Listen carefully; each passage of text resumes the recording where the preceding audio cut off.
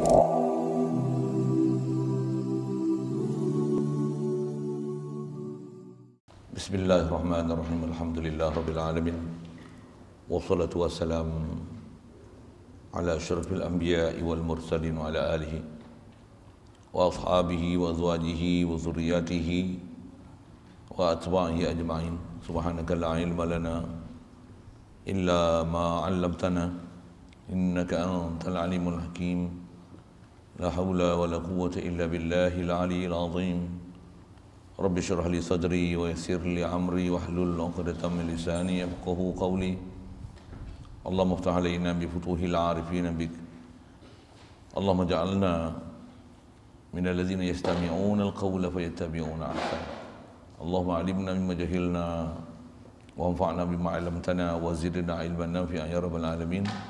Rabbi a'udzu bika min hamazati syayatin wa a'udzu bika rabbi an yahdurun. U'idzu nafsi billahi al-'aliyyil 'azim. Bismillah ma syaa Allah la yasuqul khaira illa Allah. Bismillah ma syaa Allah la yasrifu su'a illa Allah.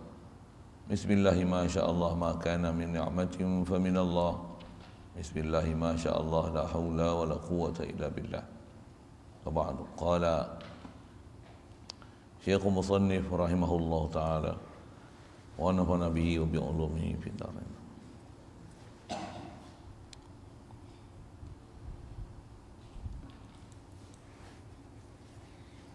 Dan antara dua sangka kala itu 40 tahun. Dan hujan langit akan air seperti keluar mani laki-laki pada derasnya, seperti mulut segala girbah. Girbah besar jatuhnya sehingga adalah air di atas segala manusia qadar 12 hasta. Kemudian disuruh Allah Ta'ala akan bahawa ia tumbuh. Maka ia tumbuh seperti segala tumbuhan sampai datang sempurna kejadiannya, seperti barang yang telah ada dahulunya. Maka dihidupkan oleh Allah Ta'ala akan Jibril dan Mikail dan Israfil. Kemudian maka disuruh akan Israfil akan bahawa mengambil akan serunainya daripada cahaya.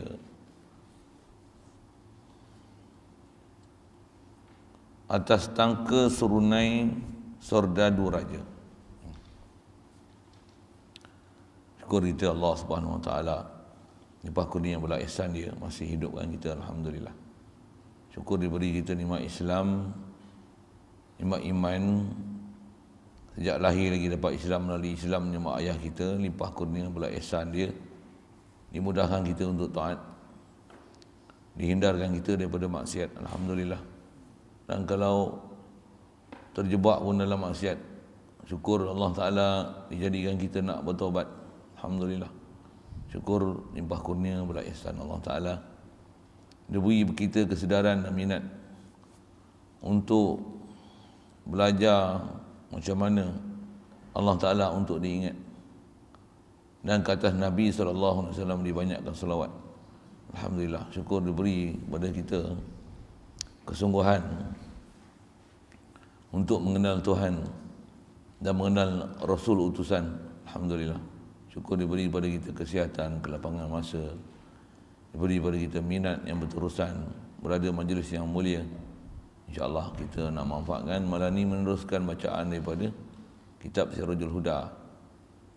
InsyaAllah kita nak sambung bicara ni, sambung mengenai berimannya kita dengan yaumil akhir, mengakunya kita dengan bersyahadah Muhammad Rasulullah, berarti mengakui apa saja perkara-perkara yang disebut, yang dinyatakan, yang dikhabarkan, dimaklumkan, dipernyatakan oleh Nabi kita Muhammad sallallahu alaihi wasallam.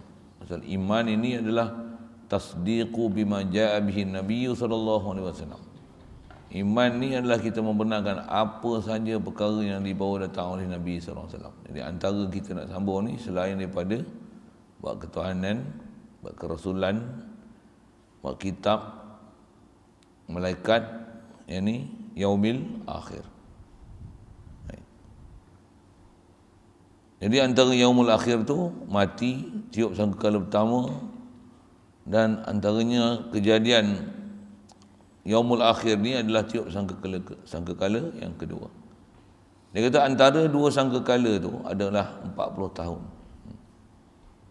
Yang ni ghalib yang disyarah oleh ulama berdasarkan ambil pada hadis-hadis yang menceritakan bab macam ni. Maksud 40 tu 40 tahun.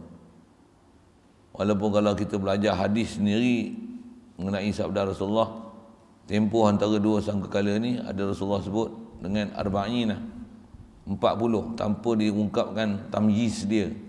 Nak mufassir aniz zawad. 40 tu 40 apa?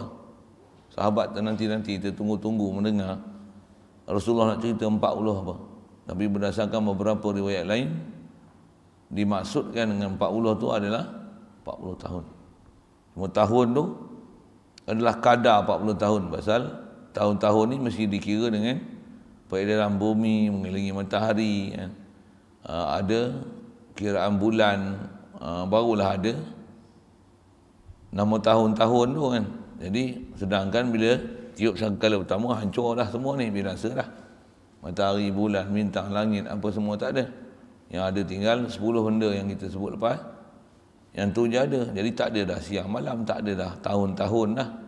Tak ada dah pagi petang. Macam mana tu? Jadi maksud 40 tahun tu kadar 40 tahun. Kadar dia. Semua tempat-tempat dalam hadis, Quran ataupun kitab-kitab yang membicarakan macam tu, tanggung kan maksud dia macam tu. Baik. Jadi antara dua sangkakala ni 40 tahun, dan dalam tempoh tu hujan langit. Maksudnya hujan daripada langit. Istilah langit ni bukan samak langit kita lah. Langit dengan mana daripada arah atas. Tu panggil hujan langit. Pasal bahasa langit ni bahasa kita. Bahasa Arab pun dia panggil samak tu daripada min jihatis sumu. Apa yang turun daripada pihak tinggi dia panggil samak kan. Macam kita panggil langit. Kita pun ada langit-langit. Okay. Siapa panggil langit-langit? Duduk di langit atas 7 tu kan? Tak, pasal dia duduk di atas. Ada rahang bawah, ada rahang atas. Langit-langit, itu panggil langit. Kalau orang tua-tua dulu kan tidur pakai kelambu. Kelambu ada langit-langit. Langit-langit. Langit-langit kelambu tahu? Kita ni sampai teruk langit-langit tak tahu. Kat kita ada langit-langit. Ya, duk belajar tajwid, duk sebut langit-langit, langit-langit tu takkan tak perasan kan? Ada langit-langit. Ada langit-langit apa? Ada berapa jenis langit-langit? 3. Langit-langit keras, langit-langit lembut. Ada 3. Satu lagi langit-langit sederhana. Ada pangkal langit-langit ni. Tengah langit-langit. Bahasa langit-langit dalam ilmu tajwid ada 3. Bahagian tengah langit-langit, lagi langit-langit lembut, pangkal langit-langit. Saya tak bisa dengar ni. Qaf kat mana? Pangkal lidah, langit-langit lembut. Lembut. Nun, ra, lam kat mana? Ujung lidah, langit-langit keras. Jim kat mana? Tengah lidah, langit-langit lembut. Jadi tak adalah langit-langit tengah lah. Jadi yang macam mana boleh ada 3 ni? Okay, saja sebut itu sikit kan. Tak ada apa lah tu. Yang tu saja revision. Ulang kaji bab tajwid. Kadang kita biasa sebut, tapi bila tak mengikir tu dia jadi macam tak reti pula. Sikit ke sana. Jadi asal nak sebut ialah turun hujan langit. Hujan ni akan air. Dan turun kadar hujan ni seperti keluar mani laki-laki pada derasnya. Bukan keluar air mani. Hujan-hujan lah. Tapi deras dia tu maksudnya dia punya deras lah, nak kata macam mana. Kadar hujan yang turun tu deras dia tu macam keluarnya mani. Memang dalam kitab-kitab masyhur sebut macam ni lah. Bukan keluar hujan air mani kan. Baca tu pergi faham dia elok. seperti keluar mani laki-laki pada derasnya, pada derasnya. Seperti mulut segala girbah. Jadi keluar pula turunnya hujan daripada langit tu macam mana, seperti mana turun atau keluarnya air, turun hujan daripada mulut segala girbah. Girbah ni apa? Tak bisa dengar. Girbah ni apa bahasa dia? Lama. Girbah ni adalah bekas air yang dibuat daripada kulit kambing. Setelah dilapahkan kambing, ambil kulit dia, dikeringkan. Semestinya kering tu dengan diawetkan supaya dia tak jadi busuk lah, buah kapur apa seumpamanya. Lepas tu dicantum semula kulit ni, kemudian diisikan air padanya. Itulah dipanggil girbah. Girbah. Jadi kaki apa? Rupa dia macam kambing lah kan, saiz dia tu. Adalah bahagian kepala tengkuk dia tu nanti dia design macam tempat untuk air masuk, dan nanti di situ boleh dikunci untuk diikat. Kalau tak digunakan, tak bagi air keluar, boleh ikat mulut girbah tu. Jadi air yang turun pada ketika itu dalam tempoh 40 tahun tu, macam mana turun air daripada mulut girbah. Bahasa Jawi kadang ditulis gereba. Gereba, girbah benda yang sama. Kalau buka kitab Kamus Marbawi tu pun disebut, dia kadang tak silap saja ditulis gereba. Gereba, kirbah. Arab sebutnya dengan kirbatun. Memang disebut ni dengan bahasa Arab lah. Boleh faham masa? Tak faham tanya. Dalam girbah ni satu girbah yang besar. Yang besar jatuhnya. Jadi turun hujan tu bukan macam mana hujan sekarang. Hujan sekarang besar mana? Aliran ni macam mana? Macam air paip. Tak? Macam mana? Macam air shower. Shower tu pun kalau ikut laju lebih deras daripada air hujan. Boleh? Faham? Air hujan kan dia putus-putus yang sitik, tik, tik, tik, tik, tik, tik, satu-satu kan. Shower macam mana? Air panjang. Kan? Hujan dalam tempoh 40 tahun tu, hujan macam mana? Hujan ni aliran dia deras macam air, keluarnya air mani. Lepas tu dia punya cucuran dia keluar tu macam air keluar daripada gerebah. Apa maksudnya? Air banyak keluar. Hujan tu bukan hujan biasa lah, hujan luar biasa lah. Okay.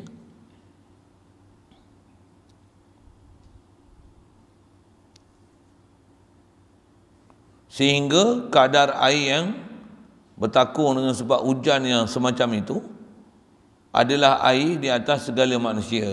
Kadar 12 hasta. Maksudnya air itu nanti akan menenggelami manusia waktu manusia nak dibangkitkan nanti. Kadar 12 hasta. Hasta tu kiraan daripada siku ke hujung jari kan. Hasta kan. 12. Oi, tenggelam kita oi. 12 hasta lebih kurang satu kaki lebih. Wih, 12. 3 hasta lebih kurang 1 meter. Betul, faham? Kita ni hasta, ukuran-ukuran tu tak kerti lah. Meter pun tak pasti tahu kan. Yang tahu baca meter.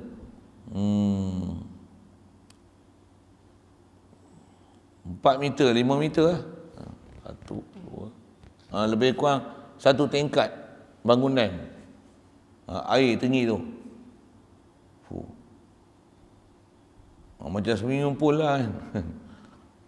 Swimming pool yang dalam lah, swimming pool rendah jetik je. Saja nak sebut, nak fahamkan kadar 12 hasta tu.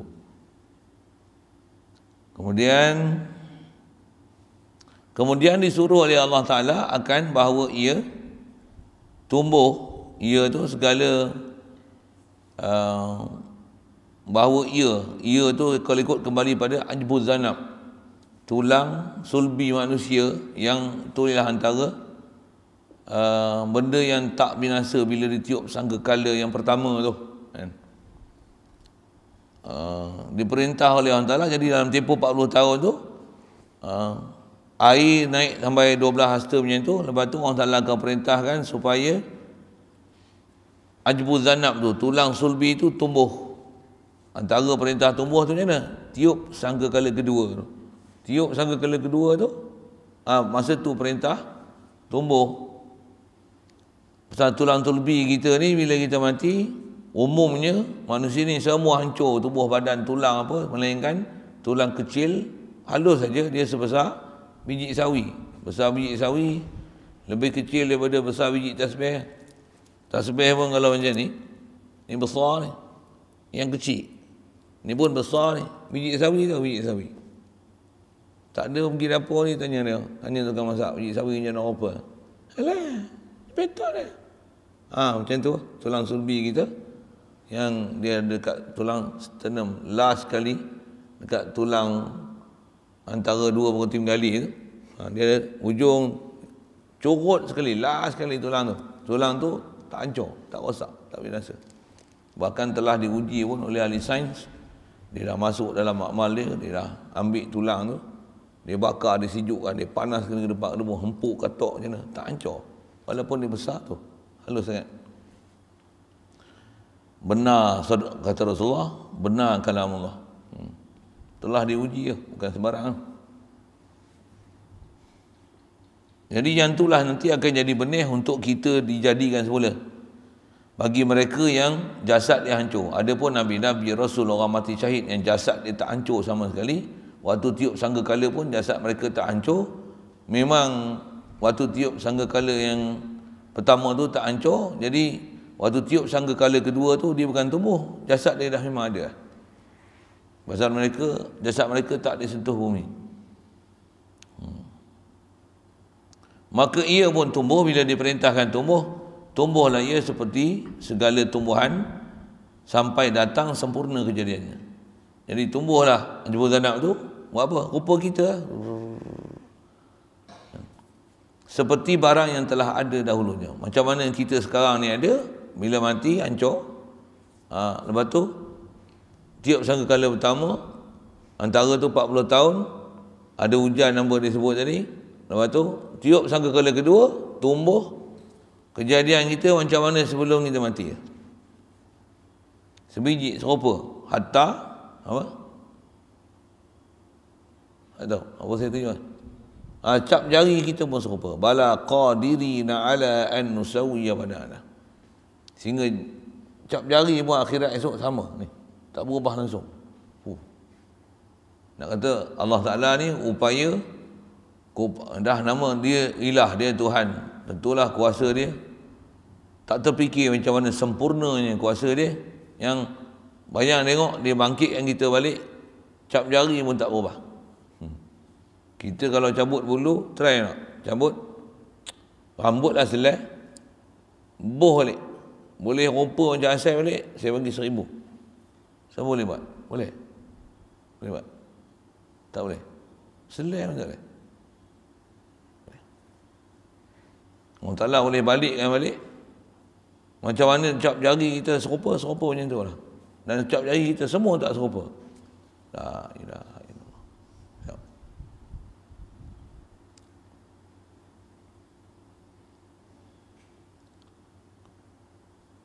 Maka antara yang dihidupkan semula tu, dihidupkan oleh Allah Ta'ala akan Jibril, Mikail, Israfil. Kemudian maka disuruh akan Israfil. Jadi Israfil antara yang Allah Ta'ala akan bangkitkan awal sekali untuk melaksanakan tugas dia, tiup sangkakala yang kedua. So, bila tiup sangkakala pertama tu, antara yang mati Israfil sendiri. Ada yang kata macam tu. Dan tarik nyawa Israfil tu, malaikat maut. Last sekali malaikat maut, Israel dicari, cabut nyawa dia sendiri. Lepas tu malaikat-malaikat semua pun tak ada, malaikat 10 tu. Malaikat-malaikat yang arash, malaikat penanggung arash syurga, malaikat jaga syurga, kita bicara dah itu sekali lalu. Untuk tiup sangkakala pertama, Allah Ta'ala hidupkan balik Israfil. Lepas tu Israfil ni akan tiup sangkakala kedua. Tiupan itu akan menghidupkan balik Jibril, Mikail, Israfil. Israfil dah lah, dia memang hidup dah.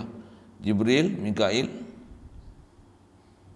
dihidupkan oleh Allah Ta'ala, akan Jibril, Mikail, Israfil. Kemudian seingat saya duk sebut tu, duk ngaji dulu, Israfil dulu dia tiup, lepas tu baru hak lain hidup.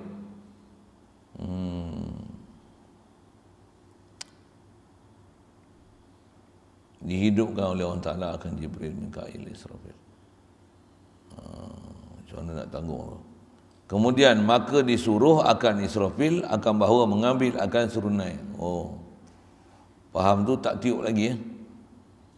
Bila turun hujan tu tak tiup lagi, tumbuh macam sehingga sempurna kejadian, tapi tak hidup lagi.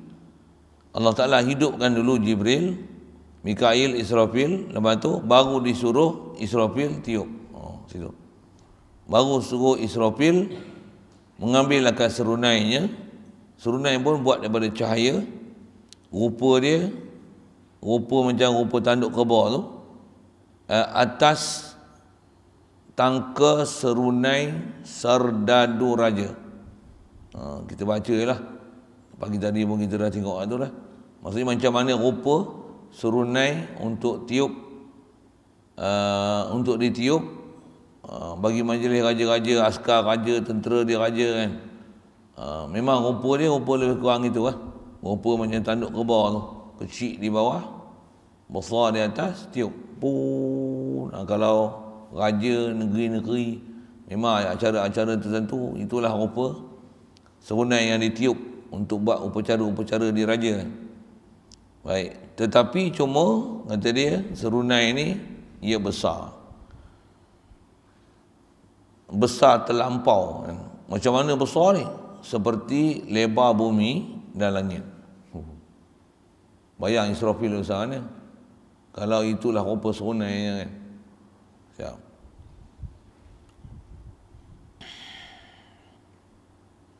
Kemudian pula ditanggal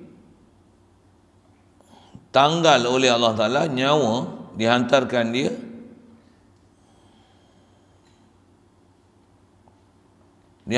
dia serunai Israfil itu.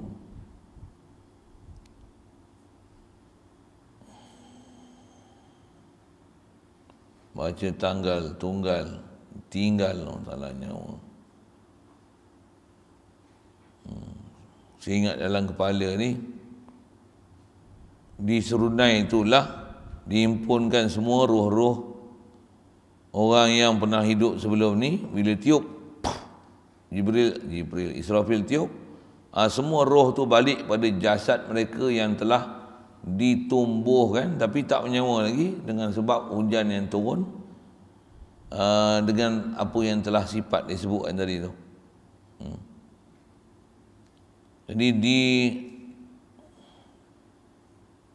ditinggal oleh Allah Ta'ala, maksudnya diletak oleh Allah Ta'ala. Macam tu maksud rasanya. Akan nyawa dihantarkan serunai Israfil itu. Bubuh kat serunai Israfil, maka disuruh akan dia oleh Allah Ta'ala akan bertiup. Itu baru suruh perintah Israfil tiup, maka bertiup ke dalam serunainya. Bila tiup, maka keluarlah segala nyawa. Betul tu. Maksud tu faham betul lah. Mau bahasa-bahasa dia tu lah kan. Bahasa-bahasa Jawi lama ni. Maka keluarlah segala nyawa seperti lebah keluar daripada sarang. Lebah duduk kat sarang tu, kalau orang nak ambil madu macam mana rupa? Macam tu. Jadi Israfil serunai ni yang besar tu, semua nyawa manusia letak dalam tu, tiup. Semua nyawa-nyawa ni akan pergi mencari jasad masing-masing yang telah tumbuh dengan sebab air hujan yang menumbuhkan ajbu zanab, tulang sulbi yang tu saja yang tak hancur untuk dijadikan kita semula, hatta cap jari pun serupa tu. Macam mana bunyi lebah dan keluar lebah daripada sarang, lalu masuk ke dalam tubuhnya. Seperti mana berjalan racun ular pada orang yang dipatuk ular akan dia. Itu satu lagi misal untuk menunjukkan roh ni akan masuk macam mana ular, racun ular dipatuk oleh ular. Ular bila patuk, racun ni macam mana akan mesra masuk daripada tempat kena batuk tu. Nak menunjukkan kata proses nak hidupkan manusia ni, bila Allah Ta'ala masukkan roh ni, badan kita akan menyewa sikit sampailah keseluruhan jasad kita sempurna hidup dengan masuknya ataupun sebatinya, bercantumnya antara roh dan jasad.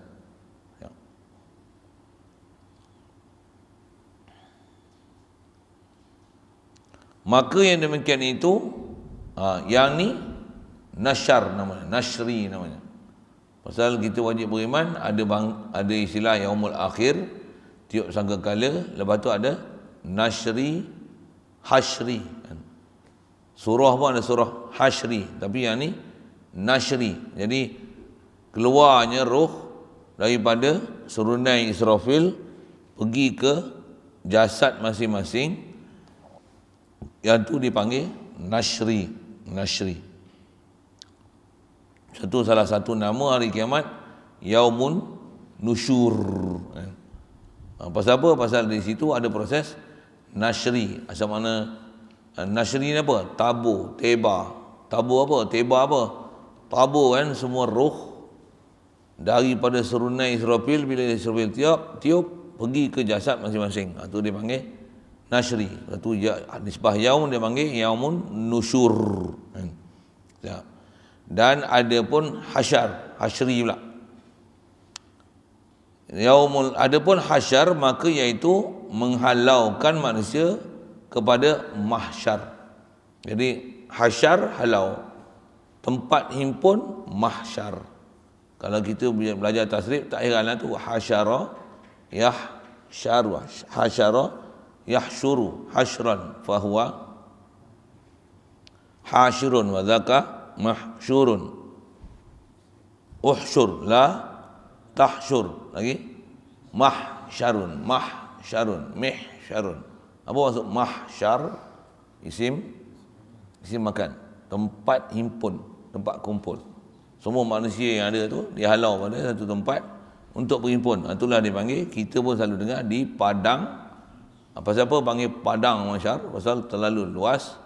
Bayang tengok luas tak luas dia. Seluruh makhluk daripada Nabi Adam sampailah manusia terakhir sekali hidup, waktu tiup sangkakala pertama tu, semua dibangkitkan sekali serentak berhimpun pada satu tempat. Ramainya. Kita duduk di mana tak tahulah tu.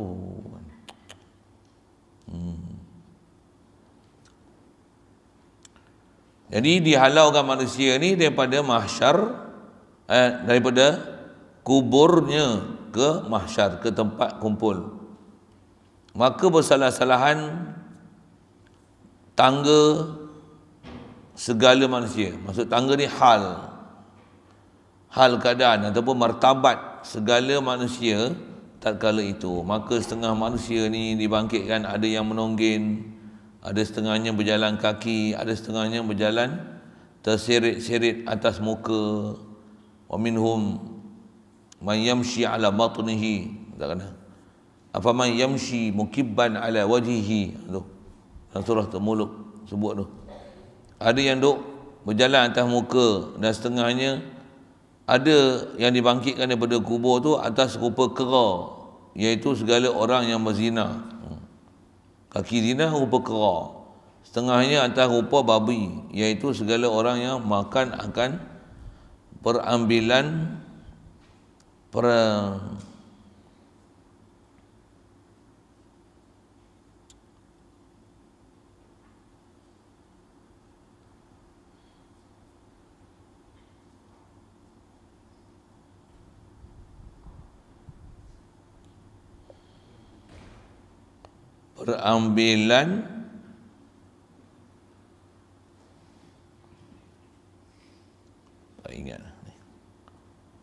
Setengahnya atas rupa babi, iaitu segala orang yang makan akan benda yang dia ambil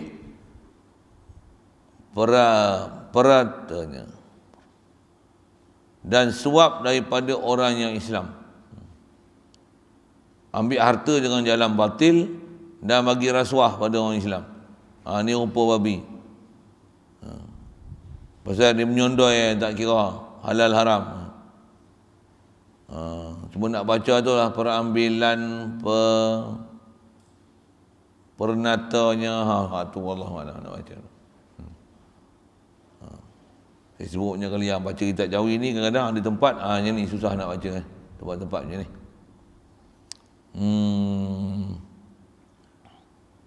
Dan setengahnya ada sebahagian manusia yang dibangkitkan nanti waktu dihalau tu ada yang buta matanya. Iaitu siapa dia ni? Segala raja-raja yang zalim. Zalim pada menghukum masjid tak boleh duduk apa-apa. Zalim tu gila punya. Esok mata buta lah kau. Dan setengahnya ada yang tuli, ada yang pekak, lagi bisu. Siapa dia ni? Orang yang ujub dengan ilmunya. Satu mengaji janganlah duk rasa bangga diri ilmu besar kan. Tambah pula apa yang dipaham tu salah, sombong pula tu, tak nak mengaku kesalahan dan membetulkan kesilapan. Tambah pula silap berakidah, Wahabi ke Syiah ke liberal ke. Duk kata hak dia betul dah, tegakkan menang basah tu. Yang ni semua esok bangun pekak semua. Dan setengahnya orang yang telan akan lidahnya. Ditelan lidah dia dan mengalir nanah daripada mulutnya. Siapa dia ni? Iaitu segala orang yang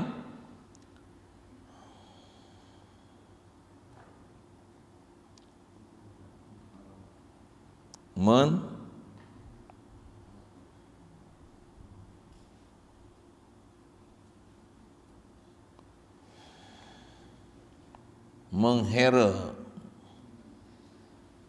Rumi pun tak ada siapa pegang kat Rumi. Siapa ada? Tak jumpa.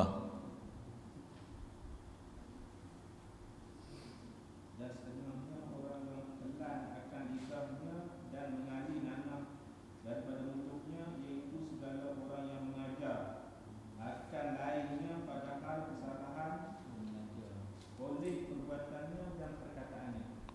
Jim tak ada titik. Tu kita tak ada titik, tak kerti baca dah. Mengajar tu. Mengajar. Ya. Orang yang mengajar akan lainnya, dia ajar orang lain padahal bersalahan oleh perbuatannya dengan perkataannya. Ajar orang buat baik tapi dia sendiri pelak. Waktu ditelan lidah dan daripada mulut dia keluar nanah. Satu amanah ilmu ni bukan untuk cerita ke orang tapi untuk kita sendiri amal. Satu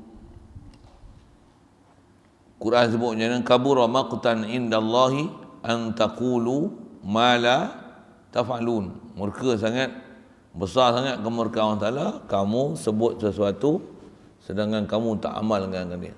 Alhamdulillah. Hadanallah ila siratal mustaqim. Satu nak mengajar bukan senang.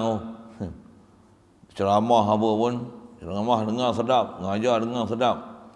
Tapi jangan tak tahu dia ada ancaman dia khasnya. Kita duk nasihat, kita duk mengajar orang buat-buat baik macam ni. Tapi masa yang sama, apa yang kita cakap tak serupa macam mana amal kita. Cakap tak ada serupa bikinnya. Macam mana sebut Al-Quran, atamuruna an-nasa bil birri wa tansawna anfusakum. Adakah kamu ajak manusia untuk buat baik sedangkan kamu lupa pada diri kamu sendiri? Ajak orang sedekah, infak jalan Allah Taala, duit dia sekupang tak keluar. Fisabilillah. Ada ancaman di situ. Alhamdulillah. Dok cerita sembahyang tahajud, dia tak pernah terkejut subuh tak bangkit. Apa seumpama tu? Suruh zikir, selawat, kita pun tak zikir dan tak selawat. Tu semua esok telan lidah dan mulut keluar nanah. Alhamdulillah. Astagfirullah. Satu ada amanah besar ilmu ni. Kata ilmu dia bukan untuk cerita riwayat dengan mulut. Tapi dia ialah apa yang kita dah terasa dengan hati, dah amal setiap hari, tu kita cerita. Dan cerita pun supaya macam mana kita boleh beramal, supaya orang lain boleh beramal. Bukan untuk sekadar cerita hikayat Macam hikayat penglipu lara untuk cerita amalan macam ni. Sebenarnya kita pun tak amal. Baik. Dan setengah orang ada yang dibangkitkan tu terpotong kaki dan tangan, iaitu segala orang yang menyatakan akan sekampungnya. Orang yang menyatakan, menyakitkan akan sekampungnya. Orang dalam kampung tu, dia ni suka sakitkan hati orang sekampung. Istilah sakit hati tu maksudnya dia buat perkara yang dalam syariat tak dibenarkan untuk dibuatkan benda itu, dia buat. Contohnya ni, dia kalau naik motor mesti bising. Malam lah tu, dia koyak motor kuat-kuat. Orang kampung memang menyumpah lah. Budak ni celaka. Koyak motor lah ni, anak nak tidur terkejut. Ada yang duduk nangis, kuah. Pasal koyak motor. Jangan tu, menyakitkan orang kampung.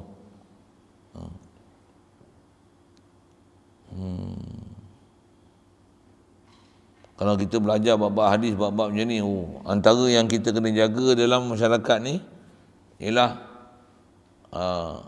tanggungjawab dengan jiran, hukukul jar. Tanggungjawab kita dengan jiran kita, dengan jiran. Satu kena perhati siapa keliling. Hatta kalau baca Quran pun malam-malam macam mana? Jangan sampai baca Quran kita tu waktu yang tak sepatutnya orang bangun, kita baca yang membangunkan orang dengan sebab baca Quran kita. Nak baca pelan-pelan tak ada masalah. Dan kalau nak pasang lampu pun, pasanglah lampu yang tak mengganggu dia. Bawa lampu suluh ke apa, lampu yang kecil, yang khas untuk kitanya. Dengan kita buka lampu tu tak mengganggu orang lain. Ataupun buka lah dekat mana yang di situ tak mengganggu orang lain untuk orang tidur. Dan waktu tu memang waktu tidur. Bersalahan dengan buka waktu tidur. Buka waktu tidur, dia tidur. Tu suluh yang lampu kat dia. Bobo spotlight besar-besar tu. Bagi dia tak tidur. Boleh kot, faham kan? Maksudkan? Maksudnya apa hal yang sepatutnya, waktu sepatutnya rehat atau seumpamanya, jangan sampai mereka terganggu dengan, jiran kita terganggu dengan perbuatan kita. Banyak orang kena perhati. Satu, kita nak hidup sebagai orang mukmin yang kamil, yang khairun nas anfa'uhum linnas. Sebaik-baik manusia, orang yang paling manfaat dalam manusia ni, bukan senang.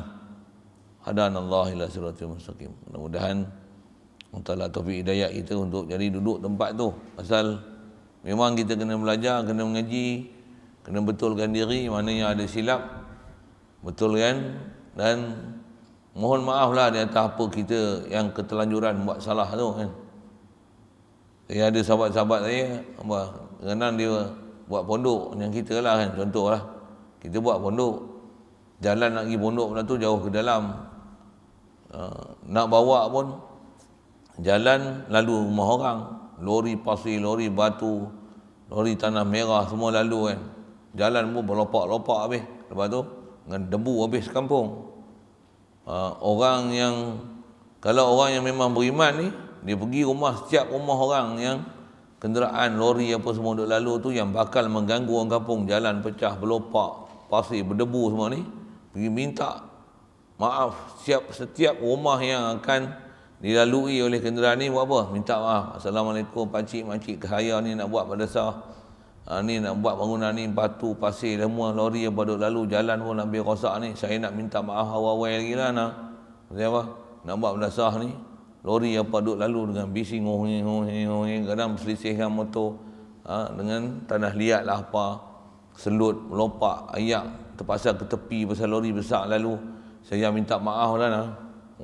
Orang-orang yang ada iman ni memang macam tu lah dia buat. Orang dulu buat bangunan, hatta kalau dia bela lembu, bela kambing, main lepas saja, makan habis pokok-pokok orang. Kalau lembu tu lah dia nak sembelih, nak buat kenduri apa, sebelum dia nak pergi kenduri tu, dia pergi jumpa habis semua orang kampung, minta halal tu. Minta halal lah, lembu saya ni bukan buah pagak, kambing saya ni duk makan pokok bunga, pokok daun, pokok pisang, pokok apa-apa orang duk tanam. Jadi duk sumpah seranah tu, saya minta halal lah. Kalau minta bayar pun saya bayar lah ni. Halal tak? Halal. Okay, halal. Satu-satu semua orang dia dah jumpa, dia sembelih kambing. Orang dulu tu hidup bermasyarakat dan dia faham apa tanggungjawab yang sepatutnya dia kena buat dengan jiran tu. Satu sikap yang zaman ni kita tak tengok. Tak ada. Payah nak cari pun. Tak ada. Tak peduli lah orang zaman ni. Pasal apa ni? Pasal dia orang tak hidup lah cara agama macam mana. Masyarakat kita dulu diajar beragama. Jauh lah. Saya kecil-kecil dulu dan lah tengok benda-benda macam ni kan.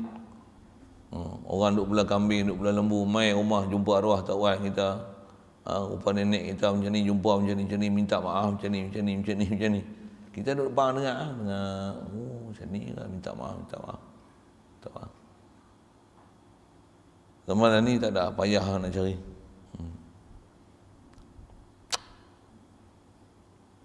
Lagi, dah setengahnya orang yang disulakan dia di atas pokok daripada api. Sula tu dengan api, iaitu segala orang yang berjalan dengan membawa manusia kepada raja. Dia ni suka jadi spy, mengintip mana yang raja bagi arahan, mana tak kena dengan raja, ditarik buat pergi jumpa. Tuanku orang ni macam ni, tuanku orang ni macam ni, tuanku orang ni tak ikut tuanku. Siapa jadi siput babi ni jaga. Siput babi, apa dia siput babi? SB ya. Tapi jangan tak tahu, ramai SB yang bila dia ditugaskan untuk mengintip macam kita ni lah kan. Mengaji ni dia ngintip, main tai ni, main tengok ni. Dulu tak bisa dengar mengaji. Dia tahu jadi SB Bila main dia mengintip, dia mengaji di situ dapat hidayat. Dia pun jadi macam kita. Itu steady. Itu steady. Tak ramai yang jadi macam tu sebenarnya. Dulu punya buat semayang pun tak, tapi pasal dia ngintip kita, dia jadi kaki semayang. Dia taubat, berhenti jadi SB terus. Orang lain pun tak boleh berhenti. SB boleh berhenti jadi SB. Bayang tak? Apa pasal tu? Pasal baru dapat hidayat. Baru dia sedar apa dia buat tu jadi anjing kerajaan. Kasarnya bahasa. Iya, dengar saya. Kalau kita belajar kitab-kitab yang macam ni baru disebut sikit. Kalau disebut panjang lebar lah bab ni. Saya silap berhenti habis semua orang. Tak mahu duduk bawah kerajaan. Tambah pula kerajaan yang melaksanakan dasar yang bukan dasar agama Islam. Memang istilahnya di anjing kerajaan terjelai lidah duk minta abuan pada kerajaan. Kan? Keedah kita mesti betul atas dasar agama, bukan atas dasar kerajaan. Kerajaan ni kena faham tak semua apa yang kerajaan buat tepat dengan agama. Sekalipun dalam kerajaan tu ada mufti agama, ada pejabat agama, ada orang agama, ada YB agama, ada politik agama, macam-macam lah kan. Tapi jangan tak tahu, bila dah duduk tampuk kekuasaan ni, dia lain. Hadanallah. Jadi antara orang ni, dia disula dengan api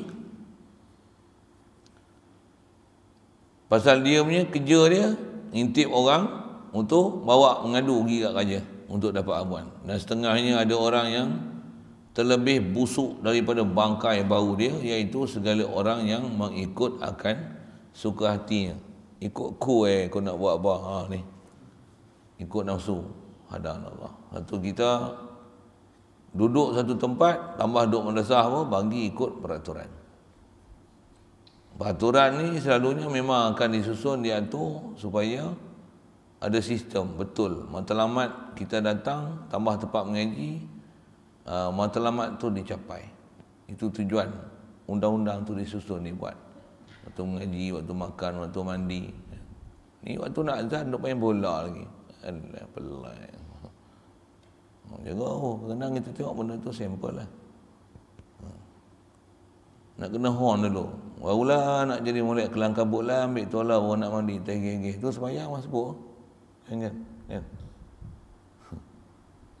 Azan 7, pukul 7:05. Pukul 7:05 nak pegang kuda ke. Ya Allah, bagilah padan-padan lah. Bilik air 1, 2, 3, ada 3. Orang ada 30. Jerit lah, tepuk. Habis, lambat sangat, gedebung, pecah pintu. Memang berlaku dah pun, bukan cerita reka kan. Kawan pula, tangan pula bagus yang dalam reka. Tangan besi ya. Pecah pintu. Tangguh ni ya. Dia beli pergi pasar.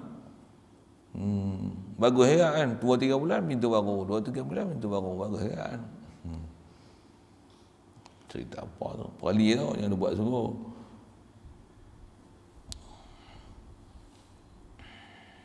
Dan ikut suka hatinya dan nafsunya. Satu, kita tak boleh ada istilah ikut nafsu, ikut suka hati, tak ada. Kita mesti ikut Allah, ikut Rasul. Dan siapa yang bawa kita untuk bawa ikut Allah Ta'ala dan Rasul. Siap. Dan tiada dikeluarkan akan hak Allah Ta'ala daripada hartanya. Dan antaranya, orang yang busuk daripada bangkai ni, kata dia, orang yang dia ada hak zakat yang sepatutnya kena keluar daripada harta, tapi dia tak keluar. Satu kena mengaji, mana kena zakat, tak kena zakat. Siap. Dan setengahnya orang yang pakai akan jubah yang ratakan tubuhnya daripada minyak kayu yang bernama qatiran, iaitu segala orang tu. Minyak kayu ni apa? Setengah tutup guru sebut qatiran ni minyak tar. Minyak tar minyak buat jalan tu lah. Kalau disebut minyak kayu, minyak kesebut minyak kayu ni minyak yang kalau kayu kita buat rumah nak bagi minyak tu tahan, sapu minyak kat kayu tu, itulah minyak kayu. Boleh faham? Minyak apa? Macam apa duk buat tapak tu lah, tu minyak kayu. Pergi kat kedai pun tanya apa? Minyak kayu. Minyak kayu. Jadi dipakai akan jubah yang disapu badan dia dan jubah dia itu dengan minyak tar. Sedang Tugu sebut minyak tar. Pakaian itu minyak tar. Kalau ada pakai pun penuh minyak tar. Ada atas nama dia panggil qatiran, iaitu segala orang baik. Siapa dia ni? Orang yang takabur. Dan orang yang ujub, dan orang yang kagum dengan diri sendiri, dok rasa diri sendiri hebat. Yang ni yang kena ngaji tauhid, yang ni yang kena ngaji tasawuf, ni yang kena ada guru mursyid ni. Yang ni orang yang membesarkan dirinya, itu untuk terjemah takabur. Dan orang yang memecahkan akan hati orang yang fakir miskin. Ujub dia tak terjemah tu, dia terjemah tadi takabur, orang yang membesarkan diri itu takabur. Ujub orang yang kagum, orang yang hairan dengan apa yang ada pada diri atau ujub. Seterusnya ialah orang yang memecahkan akan hati orang yang fakir miskin. Apa maksud pecahkan hati orang fakir miskin ni? Orang fakir miskin ada keliling, dia duk makan, contohlah makan yang sampai menyebabkan terliur orang fakir miskin tanpa dia memberi orang fakir miskin makan apa yang dia makan. Itu istilah memecahkan hati orang fakir miskin. Orang tua-tua dulu pun jaga sangat bab-bab ni. Satu, kalau kita duduk pondok ni, kalau boleh janganlah pergi beli makanan kat luar. Lepas tu beli buka pergi kat pondok, tambah pula orang nampak ada bau, lepas tu makan seorang-seorang. Di keliling kita ada orang fakir miskin yang tak mampu nak beli, kita menterdarah seorang. Jangan. Satu, sebaik-baik makan macam kita ni lah, masak semua makan. Dan janganlah perangai macam ni. Waktu makan tak makan, orang semua dah habis makan, dia pergi selongkak dapur, pergi buka habis, dia makan ikut kepala otak dia nak makan. Ayam sekok belah 2.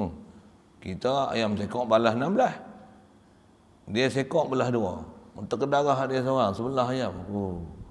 Orang Arnab makan besar-besar tu. Dia makan dalam rekoknya besar-besar tu. goreng ciao macam arnab bapak dia buat bopi bahasa gitu. Bagi munasabah kan. Awak tak nak makan dengan orang ramai, apa masalah. Nak ikut selera hang. Tak apa mana boleh. Makan adalah peri.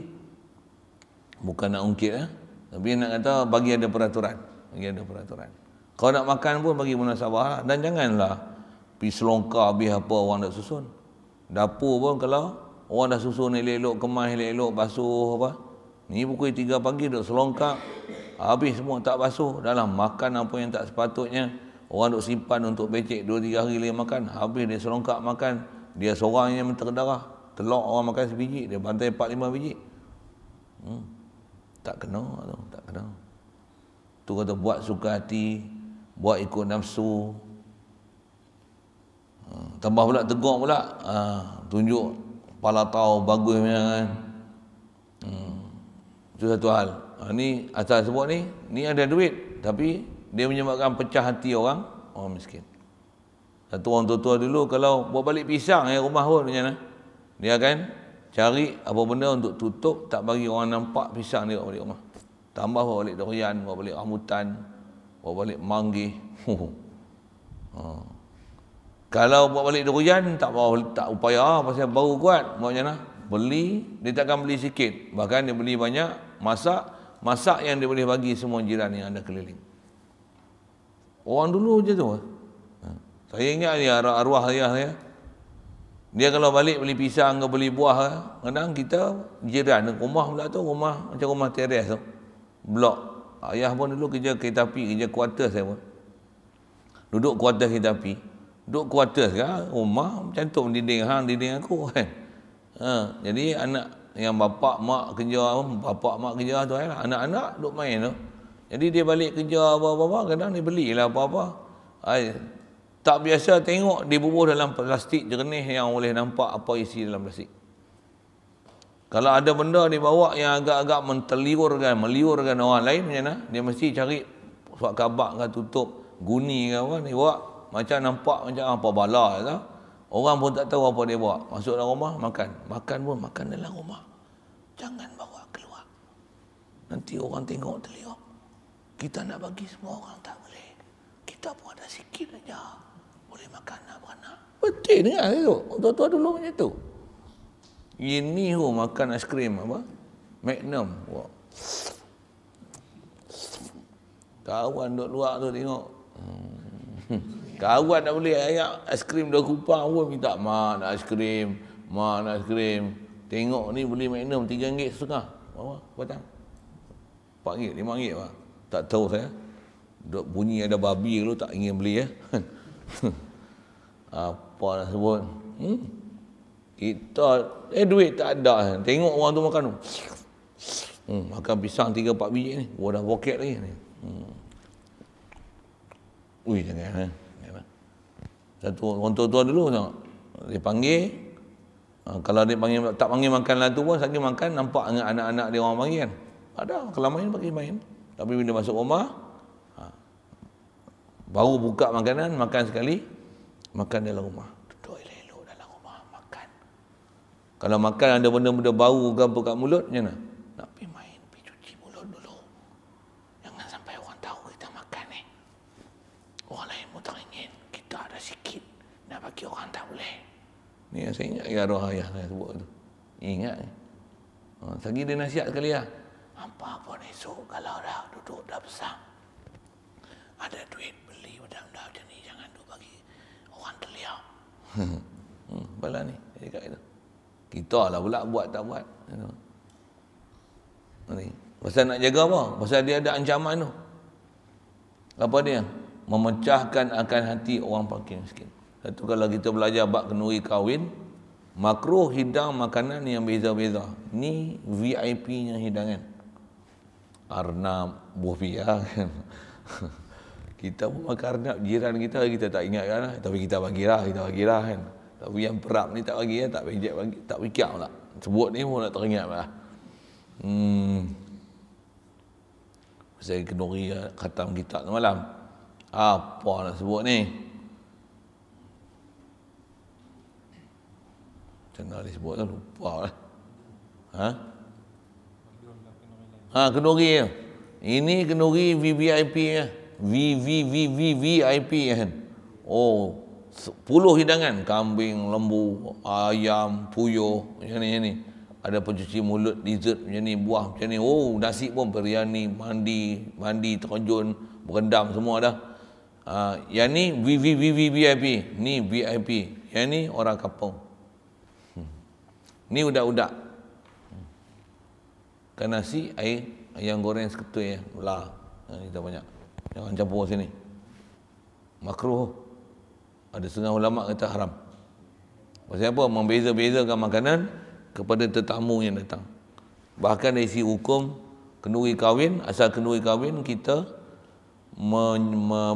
memperkenankan jemputan dia main kenduri kahwin wajib kalau tak ada uzur. Melainkan kalau dia buat kenduri dalam bentuknya tu, gugur wajib. Pasal kenduri itu tak syar'i. Itu kenduri kahwin, bukan saja kenduri kahwin, apa-apa kenduri tak diajar pada kita untuk istilah double standard kan. Ada standard, ni makan ni makan ni, ni makan ni makan ni. Tak, bagi semua sama. Saya pergi India pun, Syekh pun makan hak mana macam kita makan, tu dia makan. Oh, sampai macam tu. Bahkan biasalah orang nak bagi tok guru makan lebih sikit kan. Bagi hak ni. Orang duk terliok yang tengok, dia tak makan seorang. Macam mana? Orang pun, dia pun makan. Dah makan habis abang masing-masing. Segi kita dia ambil pinggan hak mana hak untuk orang bagi kat dia tu. Ambil. Ni abang kau. Ni orang sana punya. Okey. Ni buah apa? Dia bagi sini. Ambil ni. Ni panggil ni. Ambil. Bagi. Makanlah seorang sikit. Ambil sikit. Cara dia tu. Memang kita tengok orang hidang kat dia terliak. Wah, buka puasa lah tu. Kita ada temikai, kurma, pisang, pelam, ada hak tu ada. Apa lagi ya? Hak dia tu tengok anggur ada, apple ada, ni ada. Dia bukan makan pun, tapi orang hidang. Tapi itulah dia bagi kita makan apa yang ada dulu. Lepas tu dia tak, ni dia habiskan semua. Dia bagi, dia beda. Ikut dia ni nak bagi. Satu ambil berkat hak dia punya tu satu. Bekas tangan dia, bekas dia pegang kan. Ambil lalu kot dia. Tu kedah-kedah ulama tu tegur je lah. Yang tu yang kalau macam tu ada setengah dia tak bagi terus. Nak jamu kalau bagi kat rumah aku tak apa. Nak bagi hidang depan orang macam ni tak ada. Aku tak bagi. Orang terliok tengok aku. Ni. Bukan boleh bagi semua. Nak bagi beli banyak-banyak bagi semua makan. Kalau nak bagi kurma, jangan bagilah 200 gram, 300 gram. Baik bertumbuk budak-budak ni. Macam mana? Bagi 3 kotak, entah. Biar sampai cirit dengan kurma. Pergi pasal itu kan. Nak bagi kopok, bagi semua. Ada 50 orang boleh makan kopok. Itu lah.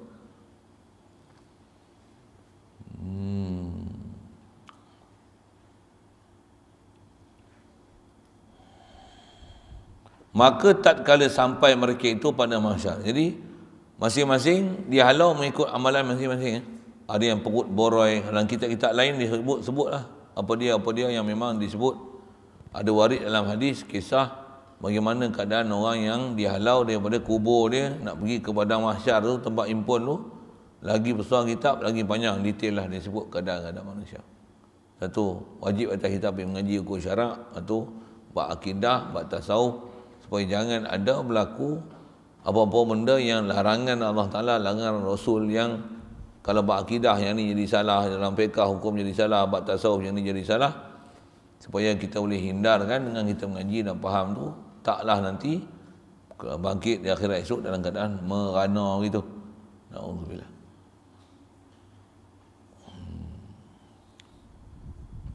Kemudian tak kala mereka itu sampai ke mahsyar, berdiri segala mereka itu padanya dan bersusunlah beberapa malaikat mengelilingkan akan segala mereka itu. Situ dulu kot. Di mahsyar semua pakat berdiri. Buat apa? Berdiri. Dan tu yang saya pernah sebut, istilah saya ngaji pun untuk sebut apa dia? Mati je bukan alam ikhtiari lah. Ikhtiari sini. tempat untuk usaha ikhtiar, boleh ada pilihan nak buat ni, nak buat tu, sini saja. Mati tak ada istilah ikhtiari, semua ijbari. Apa maksud ijbari? Semua berdasarkan apa yang kita amal kat sini. Kama tadinu tudanu. Macam mana kamu beramal, macam tu kamu dibalas. Sana tak ada apa-apa option untuk kita nak pilih ikut kehendak kita. Tak ada lah. Semua orang akan mengikut macam mana amalan yang dibuat kat sini. Kullu nafsin bima kasabas rahina. Setiap orang akan tergadai dengan apa amalan telah dibuat atas muka bumi. Kalau baik, baik. Buruk, buruk. Jadi kalau orang yang buat buruk, yang tu istilah dalam Quran, dia ni tergadai dengan keburukan yang dia buat. Maksudnya kau tak boleh sembang lebih-lebih siapa? Keburukan yang dibuat ni menyebabkan kita ijbari, tak boleh buat apa yang kita nak buat, tak boleh pilih dah. Pasal apa?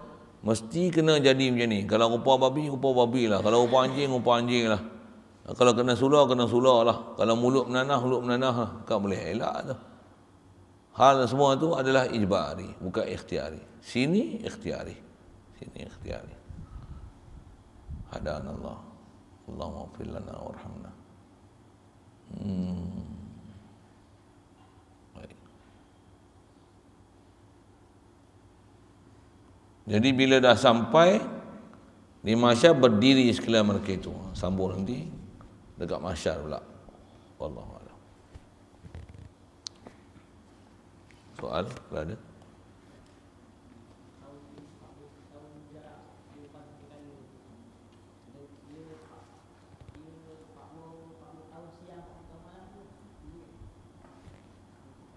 Kena khabar tadi.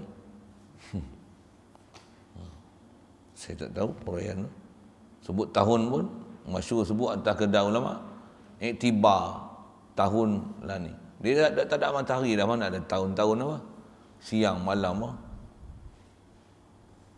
Saya dah khabar tadi. Lain? Bismillahirrahmanirrahim. Allahumma nawwir qulubana min nuri hidayatika. Kama nawwartal arda min nuri syamsika abadan abada bi rahmatika ya arhamar rahimin. Warzuqna fahman nabiyyin wa hifzal mursalin wa ilhamal malaikatil muqarrabin wa sallim tasliman ala jamil anbiya'i wal mursalin. Alhamdulillah rabbil alamin.